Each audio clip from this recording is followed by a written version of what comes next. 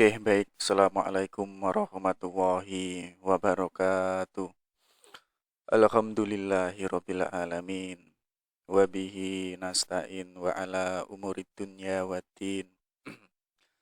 Salatu wassalamu ala asrafil anbiya'i wal mursalin.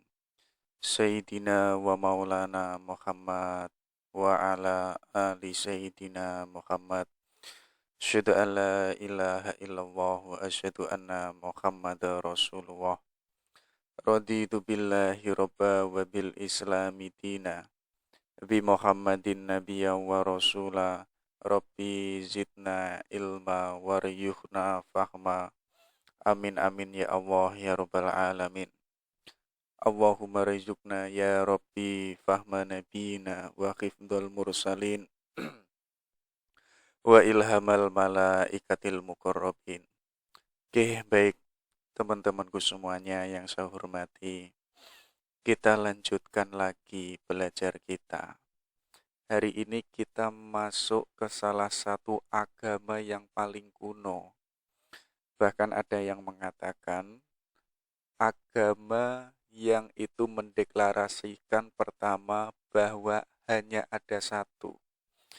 Jadi di antara beberapa agama yang kita kenal hari ini, agama yang mengenalkan adanya monoteisme itu adalah Zarathustra, yang meyakini hanya ada satu Tuhan. Walaupun nanti di Zarathustra itu menyebutnya bukan Tuhan, yaitu Ahura Mazda. Oke, hari ini kita passing over. Ya, jadi kalau kita meminjam kacamatanya Sayyid Hussein Nasr, passing over itu penting. Karena apa? Karena di momen tertentu kita itu merasa kalau keyakinan kita itu mentok. Keyakinannya kok hanya itu saja, nggak berkembang, nggak progres. Termasuk pun juga ilmu pengetahuan kita yang sudah kita dapatkan, kita mungkin merasa ilmunya hanya sebatas di situ saja. Padahal sudah belajar, padahal pun juga sudah mendalami ilmu, tapi kita masih merasa kalau keimanan kita hanya di situ. Pengetahuan kita pun juga sama, hanya di situ. Makanya penting untuk passing over. Jadi passing over itu ayo kita keluar dari kotak kita, dari keyakinan kita, dari madhab kita, dari kelompok kita. Nggak ada soal. Itu pun juga tidak menjadikan kita kafir. Ya, kata siapa kita keluar madhab itu kafir? Enggak. Nanti pun kalau kita passing over, kita keluar dari kotak kita, nanti pun juga manfaatnya sangat banyak. Ya, jadi katanya Nasr, melalang buana keluar dari kotak kita, ayo kita menjelajah di agama-agama yang ada, di pemikiran-pemikiran yang itu mungkin jauh berbeda dengan pemikiran yang kita pelajari saat ini. Jadi seolah-olah kita menemukan sesuatu yang baru, kita menemukan keyakinan-keyakinan yang baru yang sebelumnya belum pernah kita pelajari. Kita pun juga akan mendapatkan berbagai macam banyak pemikiran. Kalau kita mau passing over, kalau kita nggak mau passing over, dapatnya hanya itu-itu saja. Dan kita menganggap kalau pengetahuan kita hanya sebatas itu. Kalau ada kesadaran itu mending. Hari ini orang nggak sadar, pengetahuannya hanya sebatas itu, tapi nggak sadar kalau hanya sebatas itu. Keyakinannya pun juga sama. Akhirnya ada istilah yowes lah tak gendol sarungnya, yowes lah tak mengikuti orang yang dipercayainya, mungkin tokoh agama dan lain sebagainya. Loh, padahal manusia itu sudah dianugerahi akal oleh Allah, makanya kita gunakan. Kok kita hanya mengintil sarung saja? Loh, akal kita terus kita fungsikan untuk apa? Ya, makanya ayo gunakan akal ini untuk mengejar hikmah, untuk mengejar wawasan. Ya, jadi itu ya. Setelah nanti kita melalang buana, kita mendapatkan berbagai macam banyak yang itu tidak kita dapatkan saat kita di kotak-kotak kita tadi. Nanti kalau kita sudah mendapat, ayo kita kembali ke kotak kita. Manfaatnya sangat banyak. Jadi keimanan kita yang kemarin itu mentok, sekarang itu ada sesuatu keimanan yang baru yang itu menjadikan keimanan kita itu semakin segar. Yang kemarin mungkin keimanan kita kering, sekarang menjadi segar. Pengetahuan kita pun juga sama. Yang kemarin merasa hanya sebatas itu, sekarang kita sudah mendapatkan berbagai macam banyak pengetahuan sekaligus menjadikan keimanan kita semakin segar dan semakin manis. Itulah pentingnya kita mau passing over, nggak ada soal, ya. Jadi tidak menjadikan teman-teman langsung nanti kalau passing over ke ateisme menjadikan ateis, enggak.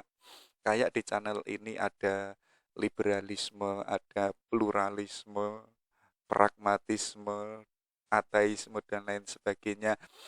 Itu tidak menjadikan kita tiba-tiba langsung liberal, itu enggak.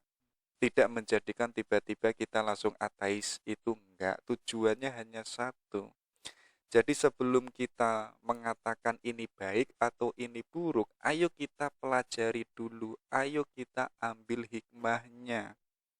Baru kemudian nanti kita boleh menjustifikasi ini baik loh ya, ini buruk loh ya.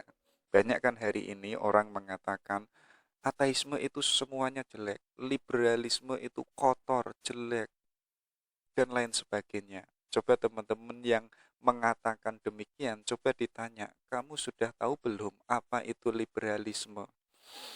Mungkin teman-teman ada yang mengatakan Zarathustra itu enggak baik. Loh, misalkan saya tanya, kamu sudah mempelajari belum? Misalnya jawabnya belum.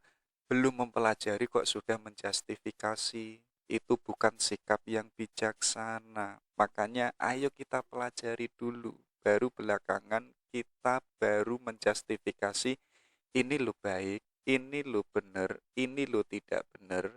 Walaupun kita demikian, lo sebelumnya saat kita mempelajari, kita sudah banyak mendapatkan hikmah-hikmah yang itu sudah kita pelajari. Oke, itu ya. Dengan tujuan apa? Agar kita tidak mudah memvonis. Hari ini banyak kan dikit-dikit memvonis kafir, memvonis macam-macam dan lain sebagainya. Itu tanda kalau orangnya tidak bijaksana, sekaligus tanda kalau orangnya itu tidak mau belajar. Kalau kita mau mempelajari dan menemukan kebaikan-kebaikan yang itu di luar kotak kita, insya Allah kita itu melatih diri kita untuk menjadi bijaksana. Jadi tidak mudah memvonis, ya. Siapa tahu yang kita vonis jelek itu malah orang yang dicintai oleh Allah. Dan kita sendiri yang sibuk memvonis orang malah dibenci sama Allah. Makanya hati-hati ya. Oke, hari ini kita masuk ke Zarathustra. Jadi beliau ini seorang pemimpin agama dan sekaligus seorang filsuf kuno. Jadi dipercaya juga sebagai pendiri agama Zoroastrianisme. Jadi hari ini kan ada yang namanya Majusi yang kita kenal menyembah api. Jadi founding fathernya itu adalah Zarathustra. Beliau juga menjadi inspirasi bagi ribuan filosof. Ya, jadi sebagaimana tadi tidak hanya pemimpin agama, melainkan pun juga sebagai seorang filosof kuno, termasuk menginspirasi nanti gaya berpikirnya Zarathustra itu pun juga banyak menginspirasi filsuf-filsuf Yunani klasik, termasuk pun juga agama-agama samawi, Islam, Kristen, Yudaisme. Tapi jangan salah loh ya, kita kan mengenal yang namanya Friedrich Nietzsche yang punya ide bahwa Tuhan itu harus dibunuh, ya kan? Karena katanya Nietzsche, adanya agama, adanya Tuhan itu malah menjadikan mentalitas manusia itu mentalitas budak. Orangnya tidak mau menjadi seorang Superman, dikit-dikit lari ke Tuhan. Kalau galau sedikit diputus sama ceweknya, langsung tahajud full selama 1 bulan. Artinya kan mentalitasnya kan budak, tidak berani menantang fakta. Nah, Nietzsche ini sangat terinspirasi dengan gaya berpikirnya Zarathustra. Oke, itu ya. Dan beliau ini lahir di Iran. Jadi pada tahun 600 sebelum Masehi. Jadi agama Islam itu belum ada, Kristen pun juga belum ada, Judaisme itu pun juga belum ada. Nanti meninggalnya beliau itu di Afghanistan. Dan kabarnya istrinya beliau itu jumlahnya ada 3. Nah, itu bisa ditiru ya. Kalau Zarathustra yang agama monoteisme pertama istrinya 3, teman-teman yang agama terakhir, yang dikatakan agama yang paling sempurna, yuk istrinya harus banyak. Oke, dan nanti anaknya banyak. Termasuk yang putra jumlahnya itu 3. Coba nanti teman-teman dicek ya. Ada cerita saat ayahnya dan ibunya itu ingin mempunyai seorang anak. Iya. Jadi saat itu ada harapan ingin melanjutkan keturunannya. Jadi saat itu ada tradisi kalau seorang suami istri punya anak, biasanya mereka itu memerah susu perawan. Iya, dan dicampur dengan ranting tanaman, kemudian diminumnya. Jadi yang meminumnya itu adalah istrinya. Baru nanti kemudian prosesi yang disebut bersetubuh atau zina.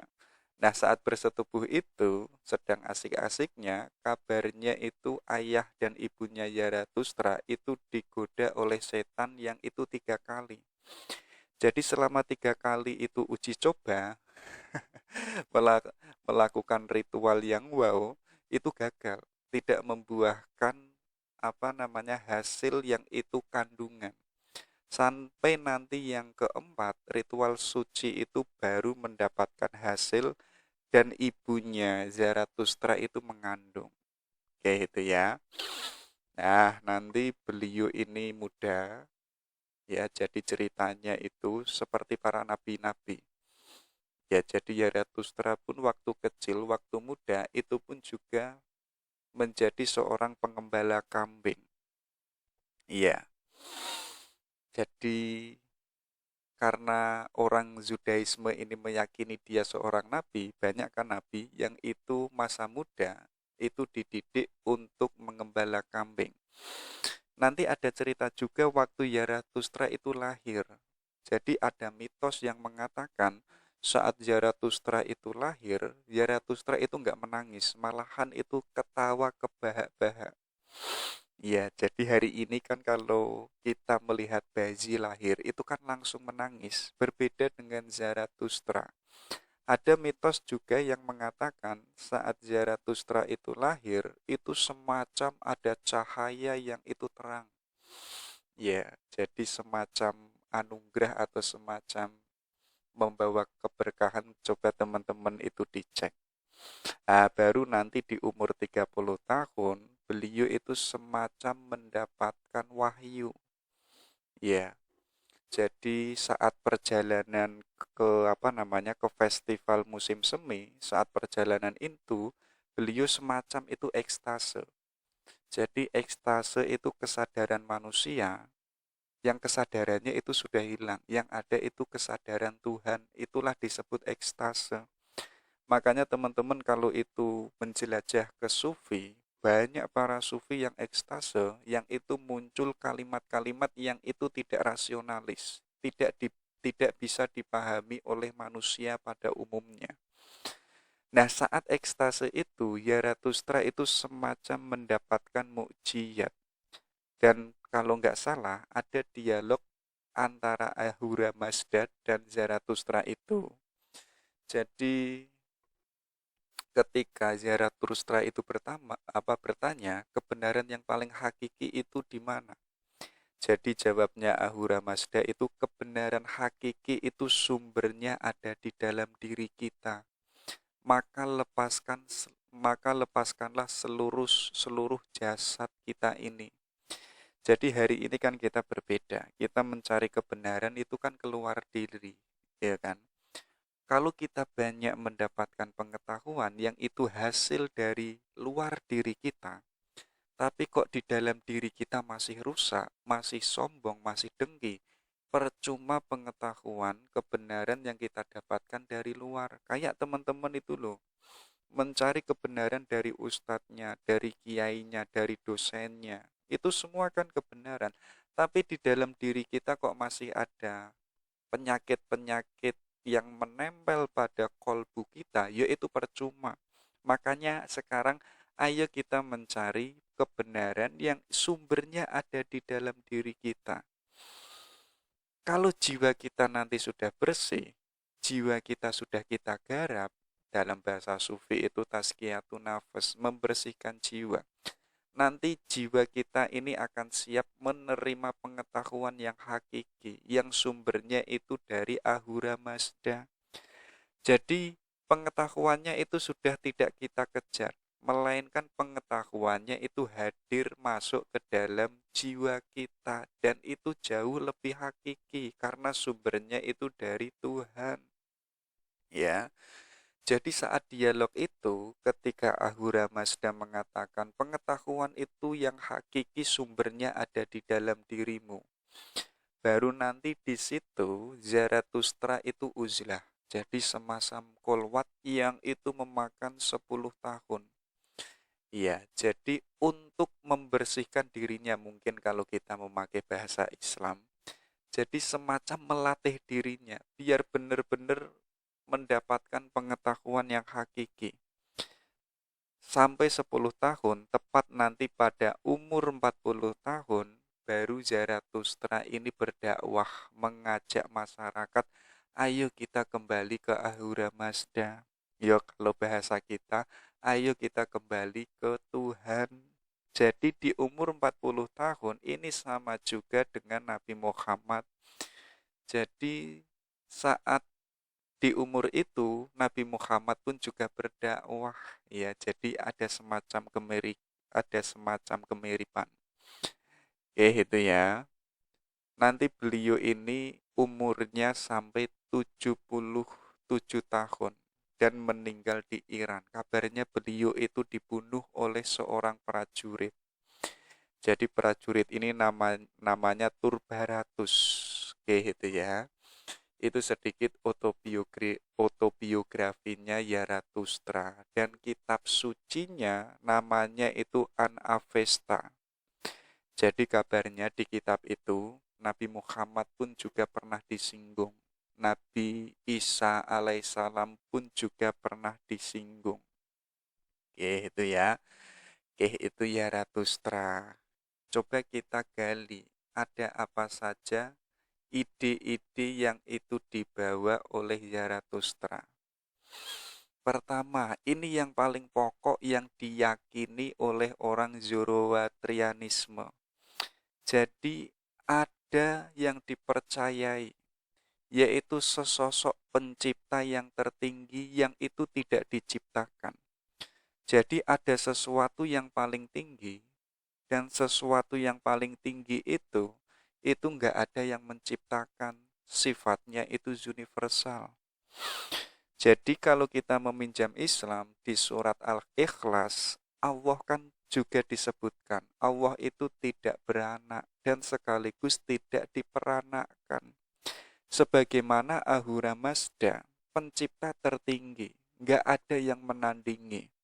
Presiden apalagi menteri, enggak ada yang menandingi. Mungkin manusia bisa menciptakan benda-benda, bisa menciptakan teknologi dan lain sebagainya. Tapi jangan salah loh ya, ada pencipta yang tertinggi.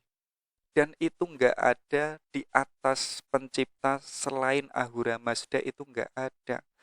Melainkan apa? Seluruh alam semesta yang ada itu malah yang menciptakan Ahura Mazda itu sendiri. Dan sifatnya itu transenden, sifatnya itu di luar fisik. Ya, jadi enggak kelihatan, enggak bisa dijangkau dan serba baik. Jadi sesuatu yang baik yang ada yang kita temukan hari ini mungkin itulah yang disebut Ahura Mazda. Jadi nggak ada kejelekan, nggak ada keburukan yang itu menempel pada Ahura Mazda. Bahkan teman-teman kalau mengkaji filsafat itu, kebenaran itu adalah cahaya. Dan cahaya itu adalah sumbernya dari Tuhan. Jadi teman-teman hari ini menemukan kebenaran itu sebenarnya sudah menemukan cahaya yang itu langsung dari Tuhan. Jadi kebenaran yang ada di alam realitas itu sumbernya hanya satu, yaitu adalah Sang Maha Kebenaran, yaitu Ahura Mazda. Jadi nggak ada keburukan dan kejelekan yang itu sumbernya dari Ahura Mazda. Kenapa hari ini kita stres, kita galau, ada bencana dan lain sebagainya? Itu bukan dari Ahura Mazda, yaitu dari manusianya itu sendiri. Dia tidak optimal menggunakan akalnya. Akhirnya apa? Banyak terjadi bencana, banyak terjadi kegalauan, kesetresan. Kemudian si manusianya ini menjustifikasi, kenapa kok Ahura Mazda itu menakdirkan saya itu stres galuh? Lu kok tiba-tiba menyalahkan Ahura Mazda? Ya itu salahmu sendiri. Itu ya. Dan di dalam kitab Avesta, ini kitab sucinya, Ahura itu berarti Tuhan. Dan Mazda itu kebijaksanaan atau wisdom. Jadi kebijaksanaan Tuhan. Itu kan di dalam khasanah studi Islam, itu kan ada teosofi. Theo itu adalah Tuhan, sofi itu diambil dari Sofia, yaitu kebijaksanaan. Maksudnya adalah kebijaksanaan Tuhan sebagaimana Ahura Mazda. Jadi Mazda itu kan merek mobil ya. Ada merek mobil judulnya Mazda, artinya kebijaksanaan. Oke, kita lanjutkan kok sampai mobil ya. Dan Ahura Mazda ini esensinya suci dan murni. Jadi tidak terkontaminasi adanya materi-materi yang ada di alam realitas ini enggak. Karena seluruh materi itu enggak bisa menempel pada yang namanya Ahura Mazda. Karena Ahura Mazda sendiri esensinya itu murni. Sekaligus suci. Kalau itu murni dan suci, itu nggak bisa dilihat dengan mata kepala, itu nggak bisa. Makanya teman-teman tadi ingin menemukan kebenaran yang hakiki, jalannya kok melalui indrawi, di antaranya yaitu dengan mata. Yo bagaimanapun yang kita temukan itu adalah kebenaran yang hasilnya dari alam realitas. Ya. Sedangkan alam realitas ini sifatnya itu sementara, sifatnya itu berubah-ubah, nggak hakiki. Sedangkan mata sendiri ini pun juga kelemahan, ya kan? Ada banyak kelemahan yang itu ada di mata. Mata itu kan hanya bisa melihat yang ada di depan, tapi tidak bisa melihat yang ada di belakang. Ya, artinya apa? Sesuatu yang lemah itu nggak mungkin menjangkau sesuatu yang murni, yang suci. Jadi Ahura Mazda itu nggak bisa dilihat dengan mata kepala. Dan sekaligus apa? Keberadaan atau esensinya Ahura Mazda itu nggak bisa dijangkau dengan rasio manusia. Jadi hari ini teman-teman membayangkan Tuhan itu maha bijaksana, itu adalah kesimpulan dari akal. Dan akal ini nggak bisa menjangkau itu. Jadi kalau kita menyimpulkan dengan akal kita, Tuhan itu maha baik dan maha bijaksana, katakanlah bahwa itu bukan Tuhan. Karena akal manusia nggak bisa menyimpulkan hal yang itu sifatnya murni. Sifatnya suci, akal itu nggak bisa. Banyak kan kita hari ini menyimpulkan dengan akal kita, Tuhan itu maha baik, Tuhan itu maha bijaksana, apalagi Tuhan itu maha besar. Loh, itu kan hanya kesimpulan akalmu. Kalau itu dengan akalmu, akal itu nggak bisa menjangkau esensi yang murni. Mungkin boleh kita mengatakan itu, tapi katakanlah itu bukan Tuhan yang sebenarnya. Karena Tuhan yang sebenarnya itu nggak bisa dijangkau oleh akal manusia. Bagaimana mungkin sesuatu yang itu tidak sempurna bisa menjangkau sesuatu yang sempurna? Bagaimana mungkin sesuatu yang terbatas itu bisa menjangkau sesuatu yang tak terbatas, ya? Jadi akal ini kan terbatas. Makanya dulu saya masih ingat membuat soal. Soalnya hanya simpel. Sebutkan satu saja yang itu tidak ada di alam semesta.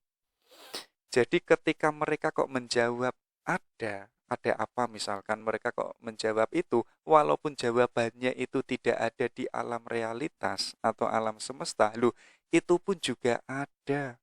Ada di mana? Ada di alam pikiranku. Iya kan? Dan alam pikiran ini tidak bisa menjangkau sesuatu yang itu keluar dari alam realitas, nggak bisa. Makanya akal ini lemah. Kalau akal ini lemah, nggak bisa menjangkau yang sifatnya trasenden, eskatologis, maka Allah itu saking cintanya sama manusia, Allah itu memberikan wahyu, memberikan Avesta, kitab suci sebagai petunjuk. Ini loh ada Tuhan Sang Penguasa.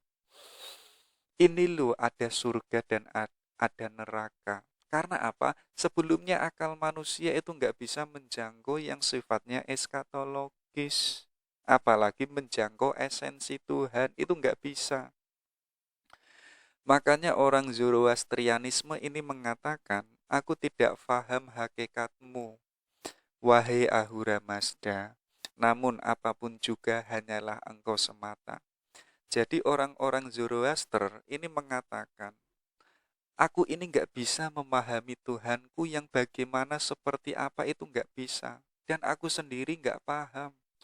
Jadi konsep sebanyak apapun, filsafat sebanyak apapun, yang itu mengkonsepkan tentang Ahura Mazda, bagaimanapun itu hakikatnya nggak bisa. Nggak bisa menjangkau Ahura Mazda yang sebenarnya, yang sejati, yang esensi itu nggak bisa. Namun apapun juga hanyalah engkau semata. Jadi yang ada itu hanya Ahura Mazda. Selainnya Ahura Mazda, walaupun itu ada, tapi adanya itu enggak hakiki, adanya itu sementara. Yang hakiki, yang langgeng, yang absolut, itu hanya Ahura Mazda. Oke, itu ya. Walaupun orang-orang Zoroastrianisme ini tidak bisa menjangkau Ahura Mazda, tidak bisa menemui, ya, tidak bisa mendekati, ya. Tapi orang-orang Zoroastrisme ini mengatakan apa? Ahura Mazda itu senantiasa hadir dimanapun dan kapanpun. Ya, jadi nggak usah galuh, nggak usah pesimis, nggak usah sinis, ya. Walaupun dia yang maha agung nggak bisa kita temui, loh, tapi dia itu senantiasa hadir loh ya, di setiap malam, di setiap siang, saat kita galuh, saat kita gembira, saat kita mungkin diputus sama ceweknya. Loh, Ahura Mazda itu senantiasa hadir. Untuk siapa? Untuk kita yang sebagai manusia dimanapun dan kapanpun. Dia senantiasa mendatangi kita. Dia senantiasa ada bersama kita. Itu ya, itu keberadaannya Ahura Mazda. Dan zatnya, tadi kan esensinya, sekarang zatnya. Jadi zatnya Ahura Mazda itu ada dua macam. Yang pertama itu sifatnya trasenden. Dan ini disimbolkan sebagaimana matahari. Yang kedua sifatnya itu imanen. Kalau yang pertama trasenden tadi matahari, kalau yang imanen itu disimbolkan sebagai api. Ya. Dan kita nggak boleh menyimpulkan ini dua yang berbeda, itu enggak. Antara matahari dan api itu adalah sesuatu yang sama. Yaitu apa? Yaitu cahaya. Hanya saja matahari itu adalah pusatnya cahaya, pusatnya keterangan, pusatnya adanya cahaya dan lain sebagainya. Kalau yang imanen api kan ada banyak macam-macam, makanya disebut imanen. Loh, tapi yang namanya api itu pun juga memancarkan cahaya, hakikatnya pun juga menerangi. Jadi adanya matahari dan api, hakikatnya itu sama. Bahkan dijelaskan, keduanya itu sama-sama memancarkan cahaya, menerangi alam semesta yang ada. Jadi ini sebagai pusat adanya kehidupan, ya. Dan matahari dan api itu suci. Kenapa kok suci? Karena keberadaannya itu nggak bisa terkontaminasi dengan sesuatu yang ada di sekelilingnya. Bahkan keburukan-keburukan yang ada, kalau itu masuk ke dalam api, keburukannya ini terbakar. Yang ada hanya kebaikan. Ya, mungkin teman-teman bisa membayangkan ketika membuat api, kayu, apa namanya, eh, kok saya sulit menyebutnya. Bahasa Jawanya itu godong. Godong-godong yang kering, itu kalau dimasukkan ke dalam api, semuanya itu terbakar. Jadi yang ada itu yo hanya apinya itu. Dan apinya itu menerangi. Sifatnya itu memancar, sifatnya itu suci, nggak bisa terkontaminasi dengan sesuatu yang itu di luarnya api. Jadi api itu sifatnya membersihkan, sifatnya itu menerangi sesuatu yang gelap. Itulah zatnya Ahura Mazda. Jadi Ahura Mazda nanti yang itu sebagai Tuhan, yang itu disimbolkan sebagai matahari. Matahari itu kan sesuatu yang jaraknya jauh dengan manusia. Makanya manusia ini mencari yang namanya sesuatu yang sama dengan matahari. Ketemulah yang namanya api yang bisa dijangkau oleh manusia. Dan api ini sebagai ritual ibadahnya orang Zoroastrianisme. Oke, makanya ada kalimat itu, tak perlu melalang buana atau ke antariksa guna mencarinya. Dengan hati yang murni dan kesucian nurani, engkau dapat menemukannya di dalam hatimu sendiri. Jadi hari ini kok kita sibuk mencari Ahura Mazda, mungkin sampai ke antariksa, mungkin sampai ke pegunungan, kita selalu mencari yang itu di luar diri kita. Yo bagaimanapun kita tidak akan menemukan Ahura Mazda. Tadi kan sudah disebutkan, Ahura Mazda itu senantiasa hadir. Ya, bahkan walaupun Ahura Mazda itu nggak bisa dijangkau, nggak bisa ditemui, tapi dia itu senantiasa ada untuk diri kita loh ya. Ya, tapi kok kita sibuk mencari Ahura Mazda loh, emangnya Ahura Mazda itu pergi jauh dari kita? Emangnya Ahura Mazda itu sudah benci sama kita, kemudian dia ada jauh entah di mana gitu ya. Jadi enggak, Ahura Mazda itu enggak pergi. Melainkan apa? Untuk agar kita bisa menemukan Ahura Mazda, ayo kita garap jiwa kita. Kalau jiwa kita sudah murni dan jiwa kita kok sudah suci, kita itu nggak usah mencari Ahura Mazda sampai melalang buana, sampai ke negeri Cina, nggak perlu. Nanti kita akan menemukan ternyata Ahura Mazda itu ada di dalam diriku. Ya, karena jiwa saya sudah suci dan bersih, maka Ahura Mazda itu bisa menempati pada jiwa yang sudah suci. Makanya kalau jiwa kita masih ada unsur-unsur duniawi, mungkin masih isinya itu anaknya Pak Lurah mungkin anaknya Pak RT, ya bagaimanapun kita tidak bisa menemukan Ahura Mazda yang itu ada di dalam diri kita. Jadi itu ya, kita nggak usah sibuk mencari Ahura Mazda yang itu keluar diri. Tapi apa? Carilah yang itu ada di dalam diri kita. Syaratnya simple. Tapi butuh proses yang sangat lama, yaitu apa?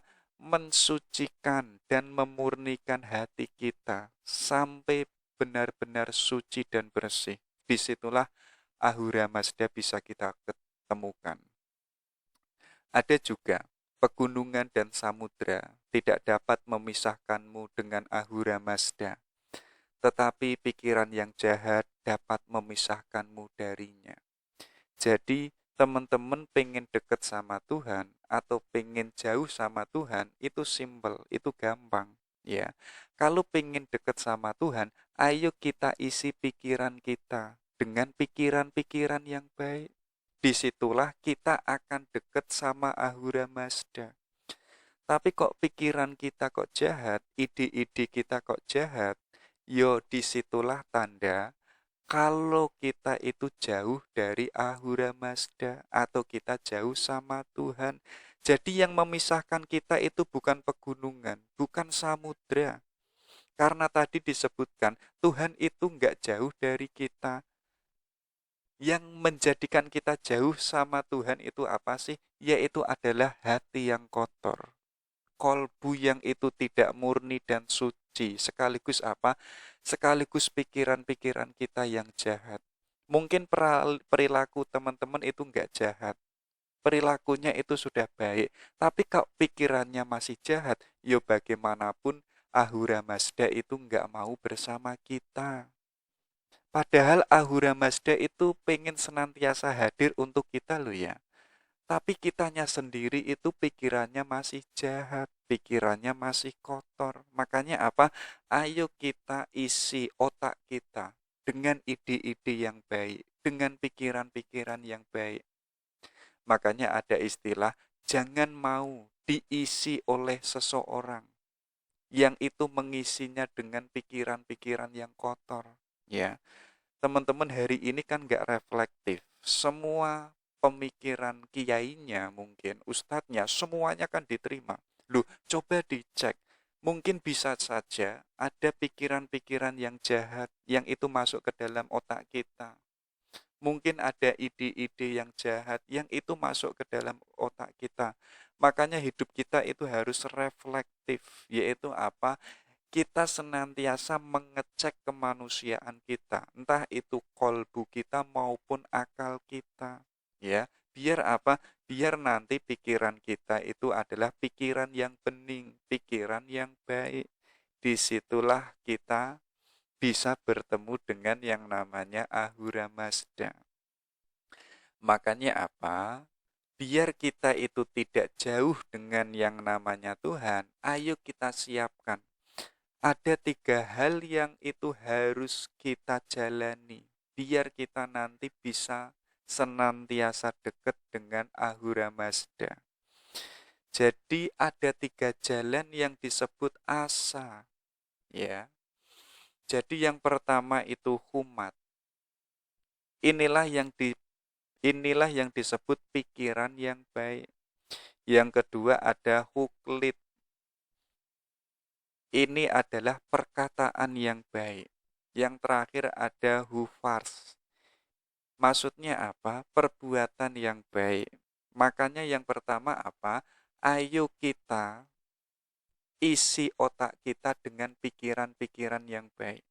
Ya, pengetahuan, wawasan yang itu semuanya yang baik. Kalau tadi saya menegaskan kebenaran itu adalah cahayanya Tuhan yang itu diletakkan di alam realitas, ayo kita isi dengan kebenaran-kebenaran. Ya, jadi kebenaran yang kita dapatkan, ayo kita masukkan ke dalam otak kita. Kalau otak kita isinya baik, otomatis yang kita pikirkan itu adalah sesuatu yang baik. Kalau pikiran, ide-ide kita, filsafat kita, pemikiran kita kok semuanya sudah baik, otomatis secara tidak langsung itu akan membuahkan perkataan yang baik. Dan itu otomatis. Jadi nggak mungkin pikiran yang kotor, pikiran yang jelek itu membuahkan perkataan yang bijaksana, itu absurd. Nggak mungkin. Jadi perkataan yang bijaksana, tutur kata yang lembut, tutur kata yang indah, itu adalah lahir dari pikiran-pikiran yang baik, lahir dari ide-ide yang baik, baru buahnya adalah perkataan yang indah. Makanya hari ini coba dicek ya, kita selama sehari dan seterusnya, ada nggak perkataan kotor yang keluar dari mulut kita? Ada nggak ide-ide yang kotor atau keinginan kita, desire kita, hope kita, yang itu hasil dari pikiran kita, yang itu keinginan yang kotor, hasrat yang kotor. Kalau masih ada kotoran itu, artinya itu adalah buah dari pikiran kita. Makanya apa? Ayo kita tadi reflektif. Kita mengoreksi yang ada di dalam diri kita. Karena apa? Selama masih ada kotoran yang ada di dalam diri kita, yang namanya Tuhan nggak bisa hadir dalam kehidupan kita, nggak bisa bersemayam yang itu ada di dalam jiwa kita. Makanya step yang pertama, ayo kita isi pikiran kita, otak kita dengan sesuatu kebenaran yang baik. Buahnya adalah perkataan yang baik. Kalau perkataannya itu sudah baik, pikirannya pun juga sudah baik, ya, hasilnya apa? Otomatis perilaku kita, adab kita, itu pun juga sesuatu yang baik, ya. Jadi akar utamanya itu adalah ada di pikiran. Kalau pikirannya itu sudah rusak, perkataan kita pun juga rusak, perilaku kita pun juga rusak. Tapi kok sebaliknya, pikiran kita sejak awal itu sudah baik, otomatis pun juga perkataan dan perbuatan kita pun juga baik. Makanya dalam filsafat Yunani ada istilah berbuat baiklah selama masih ada di dalam pikiran. Jujurlah selama masih ada di dalam pikiran. Apalagi macam-macam. Artinya apa? Kita belum melakukan kejujuran, belum mengatakan kejujuran, tapi kita sudah jujur dulu yang itu ada di alam pikiran kita. Kalau ada kalau di alam pikiran kita ini sudah jujur, sudah baik, otomatis akan memancar perkataan yang baik dan perbuatan yang baik. Itu ya. Coba teman-teman dicek, kok kita masih su'ul adab, kok kita masih yang namanya membenci orang lain, membuat diskriminasi, hegemoni, dan lain sebagainya. Kok masih ada perilaku itu pasti faktor pertama dan utamanya apa? Kita masih punya pikiran-pikiran yang jelek. Selama kita masih punya pikiran yang jelek, yo bagaimanapun kita tidak bisa menjadi manusia yang bijaksana. Yo bagaimanapun pikiran kita kok masih kotor, otomatis jiwa kita pun juga kotor. Kalau jiwa kita belum murni dan suci, yo bagaimanapun Ahura Mazda tidak akan senantiasa hadir dan tidak bisa kita temui karena diri kita masih bermasalah. Itu 3 jalan asa agar kita itu tidak berjarak dengan Ahura Mazda.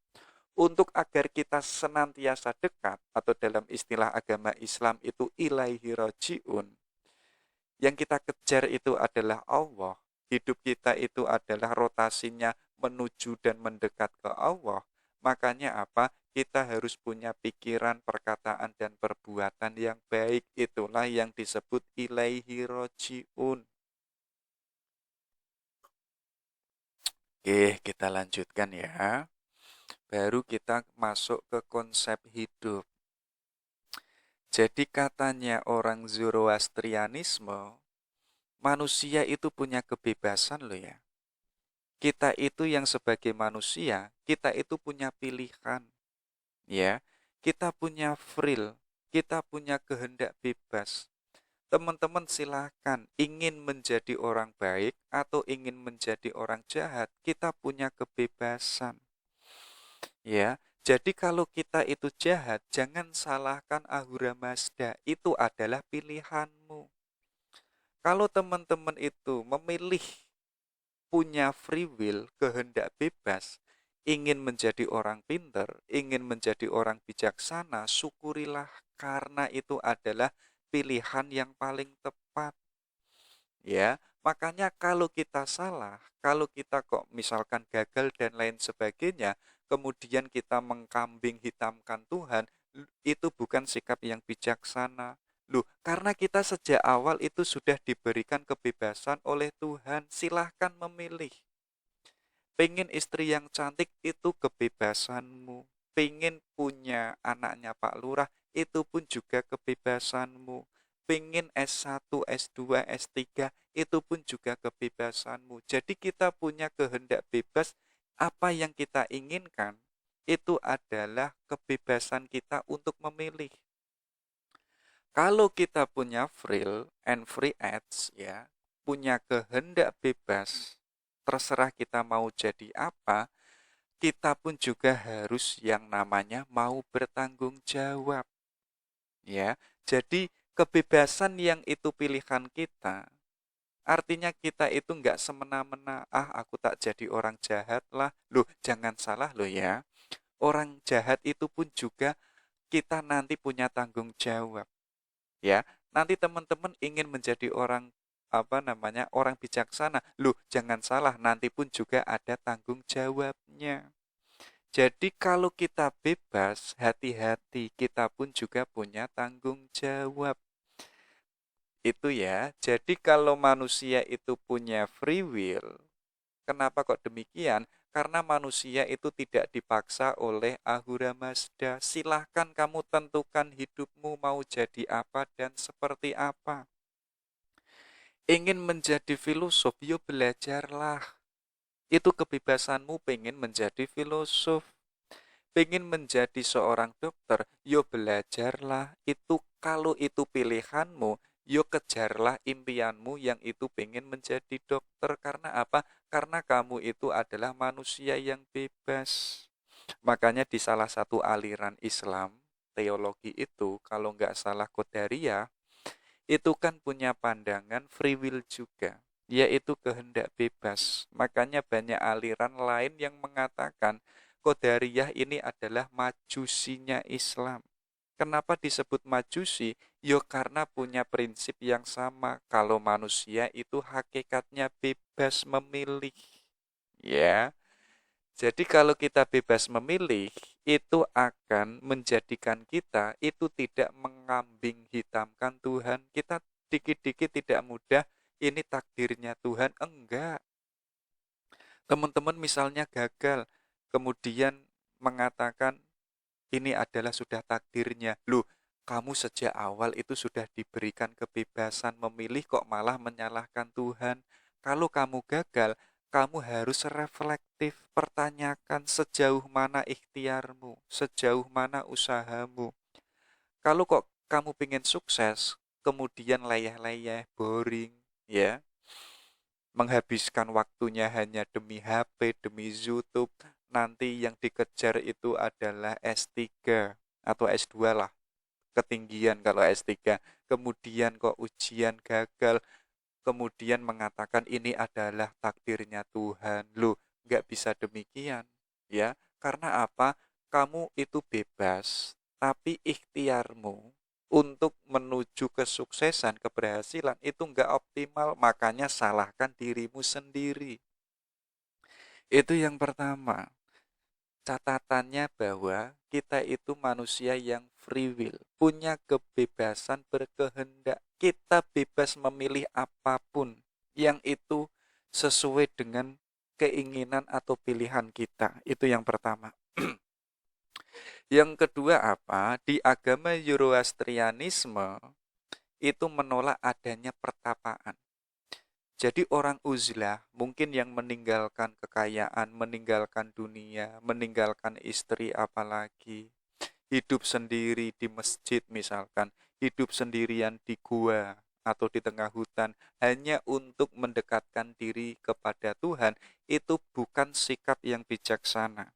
Bahkan katanya orang Zoroastrianisme yang itu menolak adanya pertapaan, itu malah dianggap orang yang itu tidak menyukuri anugerahnya Tuhan.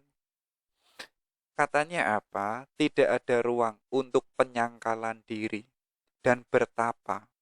Karena menolak dunia berarti menolak ciptaan. Menolak ciptaan berarti menolak sang pencipta. Kita bertapa, uzlah, seolah-olah itu kan menolak anugerahnya Tuhan. Menolak keindahan-keindahan yang itu diciptakan oleh Tuhan yang ada di alam realitas ini. Kemudian kita bertapa seorang diri, meninggalkan unsur duniawi dan lain sebagainya. Itu malah menjadikan kita itu menolak ciptaan. Kita tidak mensyukuri adanya keindahan, adanya perempuan misalkan. Kalau kita menolak itu dan kita sendirian di gua atau di masjid, kalau kita menghindari adanya anugerahnya dari Tuhan, artinya kita itu menolak ciptaan, berarti menolak Sang Pencipta. Artinya apa? Kita bertapa itu malah menjauh dari Ahura Mazda. Kita malah tidak mendekat pada Ahura Mazda. Karena apa? Karena kita menolak adanya seluruh ciptaan-ciptaan yang itu diciptakan oleh Ahura Mazda. Makanya apa? Kalau itu sudah diciptakan oleh Ahura Mazda, ayo kita nikmati. Ayo kita syukuri, ayo kita fungsikan sebagaimana mustinya. Baru di situ kita menerima seluruh apa yang diciptakan oleh Ahura Mazda. Itu yang kedua. Yang ketiga, katanya orang Zoroastrianisme, ketika kita hidup, kita sesama manusia, bahkan seluruh manusia, kita itu punya tanggung jawab moral. Untuk apa? Agar alam semesta ini harmonis, agar alam semesta ini terjaga. Ya, katanya mereka apa? Dunia ini yang akan datang nanti pun juga akan mengalami pembaharuan. Jadi dunia yang ini mungkin rusak, nanti akan ada pembaharuan. Nah, pembaharuan ini jangan dikerjakan hanya satu individu. Tapi apa? Harus dikerjakan oleh semua orang bersama-sama, menegakkan keadilan, menegakkan kejujuran. Bagaimana menegakkan masyarakat yang adil? Itu kalau hanya dilakukan hanya satu orang, ya bagaimanapun nggak bisa, harus dilakukan bersama. Kenapa demikian? Kenapa dilakukan bersama? Karena ini tanggung jawab moral. Semua orang punya tanggung jawab untuk menegakkan keadilan. Semua orang punya tanggung jawab moral untuk menegakkan keharmonisan hidup. Kalau hanya satu orang nggak bisa. Makanya yang ketiga ini adalah kesadaran kolektif, bukan kesadaran individual. Bagaimanapun teman-teman misalkan Indonesia dulu dijajah oleh Belanda, kok hanya Soekarno saja yang mendeklarasikan, yang punya keinginan kemerdekaan, ya bagaimanapun Indonesia nggak merdeka. Untuk merdeka apa? Seluruh masyarakat Indonesia harus punya kesadaran tanggung jawab moral. Di situ akan mudah menciptakan yang nanti kalau Indonesia menjadi negara yang merdeka. Kalau hanya Soekarno saja, nggak bisa. Makanya harus kolektif, harus bersama-sama. Inilah konsep hidupnya orang Zoroastrianisme. Ada juga. Kalau tadi fokusnya pada kemanusiaan, kita sekarang fokus pada alam semesta. Jadi katanya Zoroastrianisme apa? Sadarilah bahwa di alam semesta ini ada yang namanya sunatullah. Maka kita kalau pengen hidup yang benar, yang baik, maka hidup kita itu harus sesuai dengan sunatullah. Teman-teman, kalau hari ini menyadari jomblo, kok hanya menegaskan kejombloan ini takdir, ya artinya kita tidak hidup sebagaimana sunatullah yang ada di alam realitas. Kenapa kita harus mengikuti sunatullah? Karena kita itu makhluk manusia yang itu hidup di tengah alam semesta. Sedangkan alam semesta yang besar ini ada permainannya yang harus kita mainkan, yaitu apa? Yaitu sunatullah. Ya, makanya apa? Kayak tadi teman-teman kok menyadari dirinya jomblo kemudian menegaskan ini adalah takdir. Loh, artinya kita hidup yang tidak sesuai dengan sunatullah. Kalau punya kesadaran jomblo, yo harus mencari cewek. Mencari ini kan ada proses, ada permainan. Artinya apa? Sesuai dengan sunatullah. Kalau teman-teman mencari cewek, otomatis nanti mendapatkan cewek. Banyak teman-teman kita yang itu sudah mencari cewek, tapi dia tidak mendapatkan cewek. Apalagi teman-teman yang itu tidak punya usaha untuk mencari cewek. Artinya apa? Kalau hidup kita ingin benar dan bijaksana, hidup yang sesuai fitrah kemanusiaan kita. Maksudnya apa? Kalau sesuai fitrah kita, artinya hidup kita itu adalah sunatullah, yaitu mengikuti permainan yang ada di alam realitas. Kalau teman-teman pengen pinter, ya harus belajar. Makanya kalau ada orang pengen pinter, pengen mendapatkan barokah, tapi kok dirinya nggak mau belajar, artinya dirinya itu nggak manusiawi. Dirinya itu nggak alami. Karena apa? Karena mengingkari adanya hukum sunatullah. Banyak kan hari ini mengejar barokah tapi nggak mau ikhtiar, nggak mau usaha, tidak mau serius belajar, tapi deklarasinya yang penting nanti barokah, itu kebodohan karena mengingkari adanya hukum sunatullah. Makanya apa? Kalau nanti kita bisa hidup yang itu sesuai dengan hukum sunatullah, nanti kita akan mendapatkan kebahagiaan, mendapatkan kenikmatan, ya. Selama kita itu sudah bisa menyatu dengan alam semesta. Menyatu maksudnya apa? Hidup yang itu sejalan dengan hukum sunatullah. Disitulah kita akan mendapatkan kebahagiaan. Kenapa banyak orang yang gak bahagia? Karena hidupnya itu keluar dari sunatullah, keluar dari fitrah kealamiahannya sebagai manusia. Ya, coba dicek kenapa teman-teman itu stres, tidak mendapatkan kebahagiaan hidup. Ya karena dirinya itu keluar dari alam.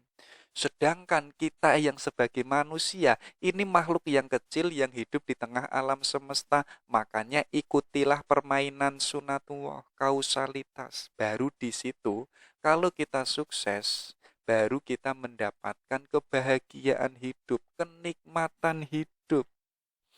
Jadi simpel, kalau pengen bahagia, ikutilah permainan sunatullah yang ada di alam realitas ini.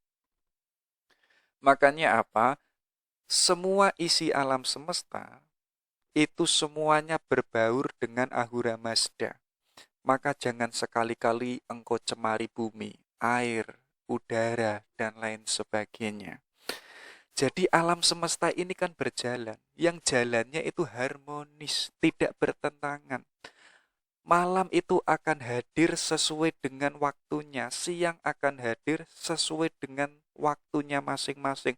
Mereka nggak pernah caci maki, mereka nggak pernah saling menyalahkan, nggak pernah adanya malam mendahului siang, itu nggak ada. Karena apa?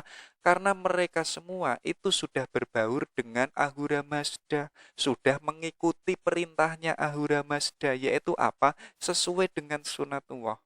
Dan hanya manusia saja itu yang tadi di awal punya kebebasan free will, yang itu bisa mengikuti sunatullah dan sekaligus pun juga bisa mengingkari adanya sunatullah. Ya, makanya Allah itu tahu, yang penting yang paling harus digarap itu ya manusia. Karena apa? Karena selain manusia, mereka itu sudah tunduk dan patuh dan berbaur dengan Tuhan. Hanya manusia yang bisa melenceng. Makanya Allah itu kan mengirim para nabi. Nanti sudah dikirim para nabi, nanti melenceng lagi. Nanti dikirim nabi lagi. Saking Allah jatuh cintanya sama manusia, nggak cukup hanya nabi, diberikan kitab suci. Biar apa? Biar hidupnya itu sesuai dengan kausalitas. Itu ya. Makanya ada keyword nih. Rerumputan, pepohonan, angin, ombak, burung-burung, semuanya bernyanyi, tersenyum dan tertawa. Maka bergabunglah dengan orkestra ini dan lakukanlah yang dilakukan alam ini. Jadi semua makhluk-makhluk, tumbuh-tumbuhan, semua isi yang ada di alam semesta, mereka itu tersenyum dan tertawa. Kenapa mereka tersenyum dan bahagia? Karena mereka itu mengikuti dan berbaur dengan Ahura Mazda. Maksudnya apa? Mereka itu hidup, bergerak, yang hidupnya itu sesuai dengan sunatullah. Yang sunatullah ini yang menciptakan adalah Ahura Mazda. Makanya apa? Ayo kita tersenyum dan tertawa. Catatannya, kalau kita sudah hidup yang itu sesuai dengan hukum kausalitas. Dan nanti disitulah kita itu akan menemukan kebahagiaan hidup. Itu ya, itu alam semesta.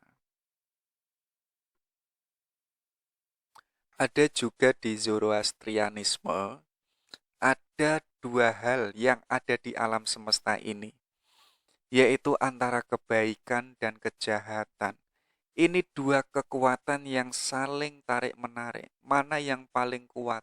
Mana yang paling menang? Yang menang kebaikan atau yang nanti menang itu kejahatan? Ya. Jadi kenapa kok ada dualisme antara kebaikan dan kejahatan? Karena ada Ahura Mazda yang itu mewakili prinsip kebaikan. Dan di lain Ahura Mazda itu ada yang disebut Ahriman. Ini yang mewakili prinsip kejahatan. Ya. Jadi dua kekuatan antara kebaikan dan kejahatan inilah nanti yang mewarnai alam semesta. Ya, dan di antara dua kekuatan itu manusia itu ada di tengah-tengahnya. Makanya tadi manusia punya kebebasan. Kamu pengen menjadi orang baik atau pengen menjadi orang jahat. Kalau manusia kok memilih menjadi orang jahat, nanti nggak bisa ketemu pada Ahura Mazda, ketemunya pada Ahriman. Karena kita punya kebebasan untuk memilih. Tapi kok kita memilih menjadi orang baik, menjadi orang yang jujur, menjadi orang yang adil, nanti kita akan bertemu pada Ahura Mazda. Jadi coba dicek ya, alam semesta yang ini punya kekuatan, lalu kita menegaskan hidup itu mau kemana dan apa yang kita pilih hari ini. Coba dicek, kok kita hari ini masih berbohong, masih menghegemoni orang lain, masih mendiskriminasi orang lain, yo bagaimanapun pilihan kita itu adalah pilihan pada kekuatan atau prinsip kejahatan. Ya, kalau kok prinsip kita hidupnya kok jahat, kalau dalam agama Islam, yo bagaimanapun nanti kita itu akan masuk neraka. Kita nggak bisa ilaihi rojiun. Kita nggak bisa menyatu kepada Ahura Mazda.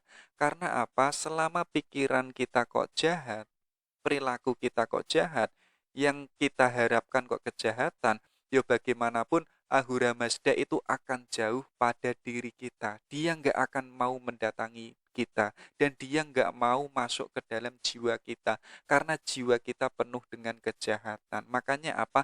Tegaskan hidup kita. Kalau kita sudah menyadari ada kekuatan yang besar yang saling tarik-menarik. Dan di tengah-tengah dua kekuatan itu ada manusia. Dan kita yang manusia punya free will, kehendak bebas untuk memilih. Dan tentukan hidup kita. Pengen bersama Ahura Mazda atau pengen bersama Ahriman. Tentukanlah itu. Oke, ini yang penting. Biar kita tadi bisa menentukan pilihan, hidup kita pun menjadi orang bijaksana dan bisa menyatu pada Ahura Mazda. Makanya orang Zoroastrianisme itu sangat mementingkan yang namanya knowledge dan wisdom. Bahkan tidak hanya di agama Zoroastrianisme saja, semua agama, Islam, Kristen, Yahudi, Katolik, Buddha, semuanya mengiyakan yang sama bahwa pengetahuan itu penting, bahwa kebijaksanaan itu pun juga penting, termasuk adalah Diaratustra. Makanya katanya apa? Semua kata-kata yang benar dan perilaku yang benar itu adalah memancar dari pengetahuan dan kebijaksanaan. Kalau hari ini kita punya ilmu, kita punya kebijaksanaan, itu otomatis akan memancarkan cahaya. Ya, jadi ucapan kita itu adalah ucapan yang itu hasil dari pengetahuan dan hikmah yang kita miliki. Kalau pengetahuan kita baik, otomatis yang kita ucapkan itu ya sesuatu yang baik. Perilaku kita pun juga sesuatu yang baik. Makanya apa? Ayo kita jangan berhenti mencari ilmu. Kita jangan berhenti mencari kebijaksanaan. Apapun itu kebijaksanaan, itu adalah kebenaran.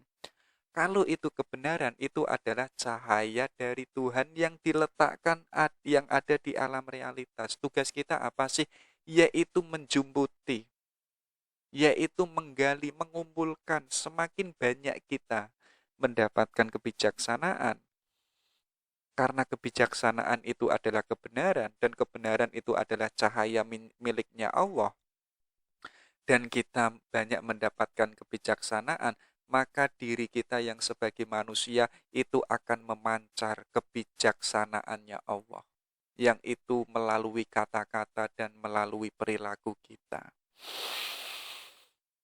Termasuk apa? Ilmu pengetahuan itu jangan salah loh ya. Itu adalah sahabat terbaik, istri terbaik, rekan terbaik untuk manusia yang sangat penting. Nilainya itu tak terhingga. Dan pengetahuan itu tidak pernah mengecewakan manusia. Bahkan pengetahuan itu senantiasa menjadi sahabat yang setia selamanya untuk manusia. Makanya hari ini ada orang yang itu tidak asik dengan ilmu, tidak betah berlama-lama dengan ilmu, itu tanda kalau akalnya ada yang kurang beres. Kenapa demikian? Karena nggak sadar. Ilmu itu sesuatu yang luar biasa. Mungkin otaknya ada yang salah. Atau orangnya sendiri mungkin ada yang salah. Kalau kita menyadari kalau ilmu itu sesuatu yang sangat agung, yang sangat indah, maka kita akan mengatakan apa? Kita akan mengambil sikap, kalau aku hidup itu harus berlama-lama bersama ilmu. Aku harus banyak mencari ilmu, harus banyak membaca, karena ilmu itu sesuatu yang tak ternilai. Mobil Rubicon Alphard itu ada nilainya. Ilmu pengetahuan nggak ada nilainya. Sekaligus apa? Pengetahuan itu nggak pernah mengecewakan kita yang sebagai manusia. Bahkan istri kita nanti itu bisa mengecewakan kita. Apalagi cewek kita ya, yang hari ini belum tunangan dan lain sebagainya, itu ada potensi besar untuk bisa mengecewakan kita. Kita sendiri pun juga sama, punya potensi untuk mengecewakan pacar kita. Tapi satu-satunya yang tidak pernah mengecewakan itu adalah ilmu. Bahkan ilmu itu siap menjadi sahabat selamanya untuk kita. Teman-teman hari ini mengatakan teman terbaik itu adalah pacarku, itu omong kosong. Mungkin teman-teman mengatakan itu, teman-teman nggak tahu kalau ceweknya itu sedang WA-an, sedang chat-chatan sama orang lain, kita kan nggak tahu. Artinya nggak setia. Nggak bisa menjadi teman hidup kita yang setia, nggak bisa. Yang bisa itu apa? Yaitu adalah ilmu, kebijaksanaan. Dan ilmu adalah petunjuk jalan yang paling aman sekaligus yang meyakinkan dalam hidup. Makanya apa? Ayo kita perbanyak ilmu biar hidup kita nggak tersesat. Semakin orang banyak ilmu, hidupnya itu semakin bahagia. Hidupnya semakin terarah, hidupnya semakin jelas. Kenapa hidup kita nggak jelas, nggak terarah? Karena problemnya kita nggak puas, kita nggak pernah berlama-lama, atau kita sedikit-sedikit baru 5 menit bosen sama ilmu, baru membaca 3 menit sudah bosen. Ya, sudah lulus SMA, sudah bosen belajar. Artinya apa? Artinya kita itu tidak bisa berlama-lama dengan ilmu. Ya bagaimanapun, itu tidak bisa menjadi penunjuk jalan. Akhirnya hidup kita terombang-ambing. Pilihan kita nggak jelas. Padahal yang kita tadi punya kebebasan hidup, pilihan hidup kita pun juga nggak jelas. Karena kita nggak punya ilmu, yang kita harapkan hanya barokah. Mengharapkan barokah tapi nggak mau belajar, itu suatu kebodohan. Yang terjadi apa? Nanti mendapatkan barokah tapi orangnya bodoh. Yo akhirnya bagaimanapun tidak dapat menunjuk jalan yang tepat, ya. Makanya ayo kita pertambah ilmu dan kita tambah kebijaksanaan kita. Ada juga ini, yaitu tentang waktu. Ya, katanya orang Zoroastrianisme, sang waktu adalah milik manusia yang paling berharga. Jadi sadari ya, yang paling berharga di antara ilmu dan kebijaksanaan itu adalah waktu. Waktu bisa membunuhmu, dan waktu pun bisa menghidupkanmu. Tergantung waktu kita itu kita gunakan untuk apa. Kalau kita waktunya kok hanya berlayah-layah saja, maka kita akan dibunuh oleh waktu.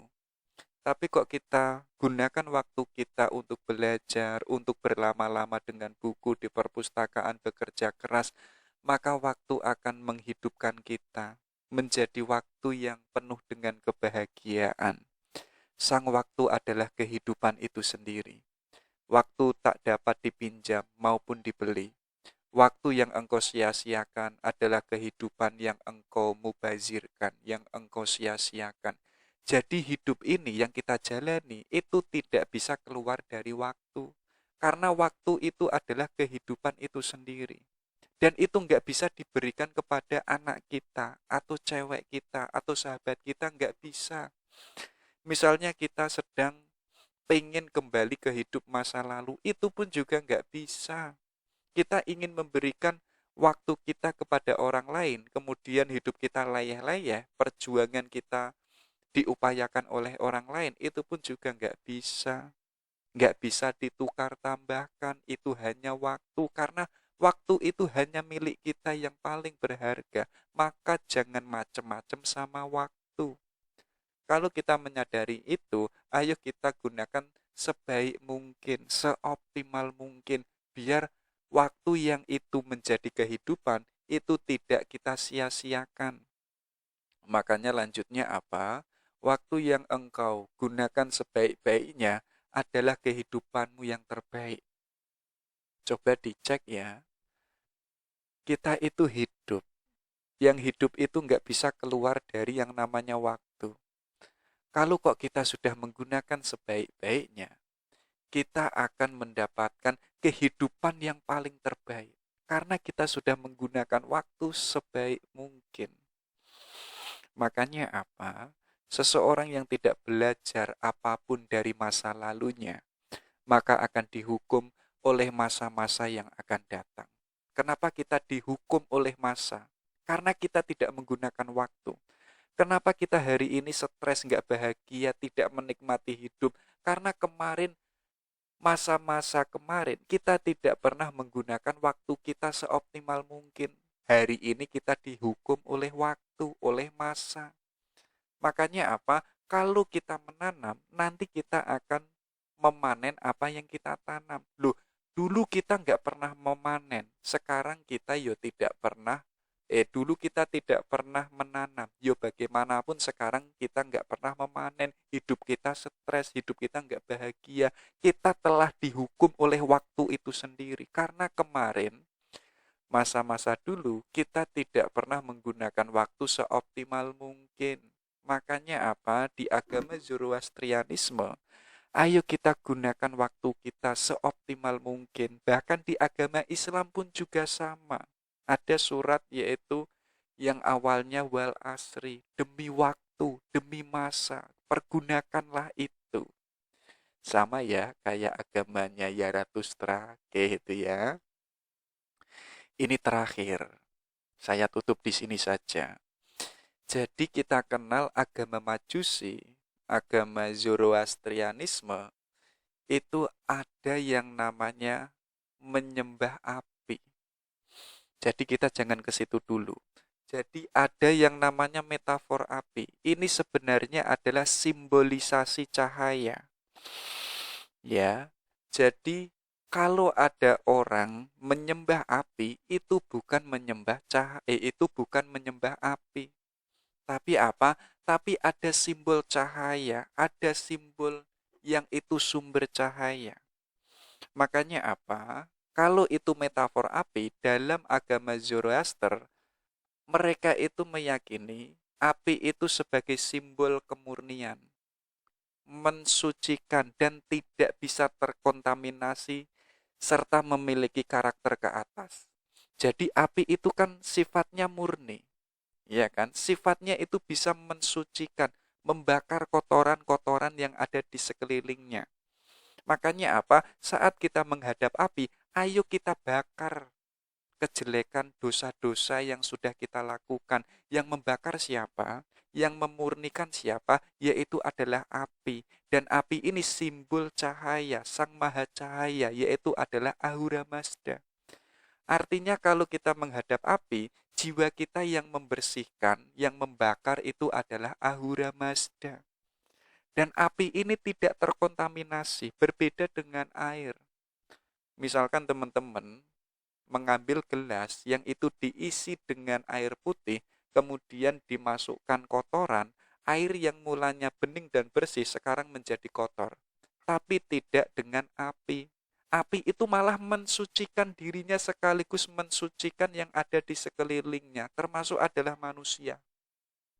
Ya, nanti kalau kita sudah menghadap api, fokuskanlah pikiran kita, jiwa kita, biar semuanya murni dan suci. Nanti kita akan terbawa oleh api itu, yaitu kemana? Yaitu ke atas. Karakternya api itu nggak ke samping, nggak ke bawah, dan nggak ke kanan, melainkan apa? Karakternya itu ke atas. Ke atas itu ke mana? Kemana? Yaitu kembali kepada Ahura Mazda. Jadi kita terbawa oleh api itu, kembali ke Ahura Mazda dengan posisi kemanusiaan kita yang sudah murni dan suci. Kalau kita sendiri itu nggak bisa, maka dibantu dengan api. Ya, maka jadilah seperti api. Api mensucikan apapun yang disentuhnya, namun ia sendiri tidak pernah terkotori. Bagaimanapun, api itu tidak bisa terkotori oleh sesuatu yang itu dimasukkan ke dalam api itu sendiri. HP-nya teman-teman kalau dimasukkan ke api, HP-nya ini terbakar. Teman-teman kalau dimasukkan ke dalam api, itu pun juga terbakar. Artinya api itu nggak bisa terkotori. Makanya apa? Orang Zoroastrianisme yang punya keyakinan demikian, mereka itu menghadap api bukan menyembah api, melainkan itu hanya simbolisasi. Kalau kok kita menganggap itu, hari ini kan banyak sekali ya orang mengatakan orang Yahudi menyembah api. Loh, mereka tidak menyembah api. Kalau kita meyakini, menganggap orang Yahudi menyembah api, sama saja dengan kita yang itu menyembah Ka'bah, menyembah Hajar Aswad. Saat kita haji mencium Hajar Aswad. Loh, diri kita pun juga menyembah Ka'bah, kok kita mengatakan orang Yahudi menyembah api. Loh, lucu. Ya, mereka tidak menyembah api sebagaimana kita tidak menyembah Ka'bah, karena di suatu benda itu menyimpan simbolisasi, ada kepercayaan. Kalau api itu menunjukkan itu adalah simbolisasi cahaya. Banyak kan di Al-Qur'an yang itu menegaskan nurus samawati wal ar, bahwa cahaya cahaya yang meliputi langit dan bumi. Maksudnya yang meliputi itu apa? Yaitu Sang Maha Cahaya, yaitu adalah Tuhan itu sendiri. Ini kan sama dengan orang Zoroaster. Kalau Tuhan itu bercahaya, karena tadi Ahura Mazda nggak bisa didekati, nggak bisa disentuh, nggak bisa didatangi, maka orang Zoroaster ini apa? Yaitu menyimpulkan sesuatu yang itu mirip dengan Ahura Mazda. Ketemulah yang namanya api. Tapi mereka tidak menyembah api. Itu ya, makanya teman-teman itu nggak boleh salah. Nggak boleh yang namanya apa? Nggak boleh menjustifikasi. Kalau kita menjustifikasi mereka menyembah api, lalu bedanya dengan kita yang itu menyembah Ka'bah. Oke, itu ya. Ini ada neraka, kita lanjutkan. Kita masuk ke hikmah-hikmahnya Zarathustra. Jadi katanya beliau, one good deed is worth a thousand prayer. Jadi satu kebaikan itu nilainya 1000 doa. Jadi teman-teman hari ini bisa melakukan kebaikan, itu nilainya seperti halnya kita berdoa yang jumlahnya itu 1000. Daripada teman-teman itu berdoa yang jumlahnya banyak, tapi tidak pernah action, itu percuma. Makanya apa? Ayo kita bertindak yang baik, bertutur kata yang baik, ya, berpikiran yang baik. Itu nilainya sangat agung daripada berdoa yang itu jumlahnya 1000. Oke, ada lagi. Doing good to other is not a duty. It is a joy for it aggression your own head and happiness. Jadi apa? Kalau kita kok bisa berbuat baik pada semua orang, katanya Zarathustra apa? Itu bukanlah kewajiban, tapi apa? Itu adalah it is a joy, yaitu suatu kegembiraan. Jadi teman-teman bisa berbuat baik kepada temannya, sahabatnya, itu bukan kewajiban. Kalau kita harus berbuat baik itu enggak. Tapi apa? Kalau kita bisa berbuat baik, loh, kita akan gembira, kita akan menikmati karena kita sudah bisa memperlakukan orang, bisa memberikan kebaikan kita pada orang lain. Itu suatu kegembiraan. Makanya apa? For increases your own health and happiness. Jangan salah loh ya. Dengan kita tadi bisa berbuat baik, itu malah mampu meningkatkan kesehatan kita dan hidup kita tambah bahagia.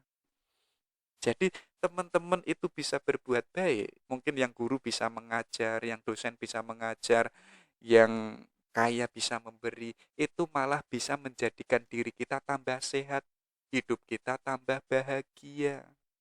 Itu katanya Zarathustra. Ada juga ability in a man is knowledge which emanates from divine light. Jadi apa? Kemampuan yang ada di dalam diri kita, ya. Jadi diri kita kan punya kemampuan. Itu sebenarnya adalah pengetahuan yang itu memancar from divine light, dari Tuhan yang apa namanya? Dari cahaya ilahi. Jadi pengetahuan yang memancar, kalau tadi kan disebutkan memancar melalui perilaku, melalui perkataan dan lain sebagainya, itu sebenarnya adalah from divine light, yaitu dari cahaya ilahi yang itu masuk ke dalam jiwa kita, akhirnya memancar dalam perkataan, memancar dalam perbuatan. Ada juga seek your happiness in the happiness of all. Jadi apa? Carilah kebahagiaan kita dalam kebahagiaan orang lain. Teman-teman pengen bahagia, bahagiakan orang lain. Nanti teman-teman semakin bahagia. Teman-teman cintailah orang lain. Yang hari ini teman-teman jomblo, tidak punya kebahagiaan, cintailah orang lain. Sekarang punya cewek, akhirnya teman-teman itu bahagia. Saat teman-teman punya cewek, itu kan jemput, berbuat baik, menghormati, mengantar, itu akan menumbuhkan kebahagiaan kita. Makanya apa? Seek your happiness in the happiness of all. Oke, itu ya, kita lanjutkan. Terakhir, happiness comes to them, will bring happiness to others. Jadi kebahagiaan itu datang pada mereka yang itu mau membawa kebahagiaan pada orang lain. Ini sama kayak tadi. Pengen bahagia, ayo kita membawa kebahagiaan untuk orang lain. Jadi kehadiran kita itu tidak membuat mereka stres, tapi kehadiran kita itu membawa mereka pada kebahagiaan, otomatis menjadikan diri kita itu semakin bahagia. Tapi kok kehadiran kita membuat mereka stres, otomatis pun juga diri kita nggak bahagia. Makanya apa? Makanya kalau pengen bahagia, hadirlah sebagai manusia yang itu bisa menghadirkan kebahagiaan pada orang lain.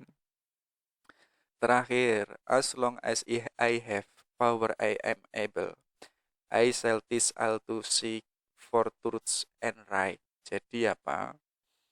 Selama kok kita punya kekuatan, kita nggak boleh lelah mengajari semua orang. Untuk apa?